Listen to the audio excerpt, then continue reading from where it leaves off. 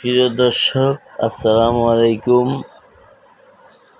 ফজর নামাজের পরে আপনি যদি আল্লাহ রাসূল সাল্লাল্লাহু আলাইহি সাল্লাম একদা তার স্ত্রীরে বললেন, তুমি যদি এতক্ষণ পর্যন্ত নামাজের বিছানায় বসে কি করো?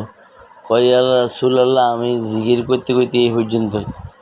ফজর নামাজের কয় না, তুমি এতক্ষণ বসে থাকা লাভ নাই, সময় নষ্ট করে লাভ নাই। তুমি যদি 4টি কালেমা পড়তো, এর চেয়েও বেশি কয়েক গুণ হতো যদি তুমি এই 4টি কালেমা পড়তে। কালেমাটি হলো সুবহানাল্লাহি ওয়া বিহামদিহি আদা খালকি ওয়া রিদা নাফসি ওয়া জিনাতা আরশি ওয়া মিদাদা কালিমাতিহি।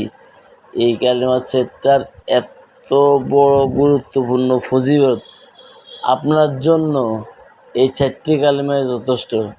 এই জন্য আল্লাহ রাসূল আমাদেরকে শিক্ষা দিয়ে গেছে, যদি কেউ ফজর নামাজের পরে কোনো কিছু না পড়ে, শুধু এই 4টি কালেমা পড়ে, এই 4টি কালেমা তার জন্য যথেষ্ট। যত দোয়া দুরূদ আছে, সমস্ত দোয়া দুরূদের মূলেই এই 4টি কালেমা।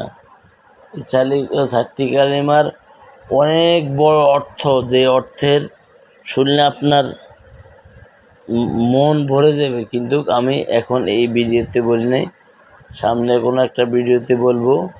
সুবহানাল্লাহি ওয়া বিহামদিহি আদা খালকি ওয়া রিদা নাফসি ওয়া জিনাতা আরশি ওয়া মিদাদা কালিমাতিহি।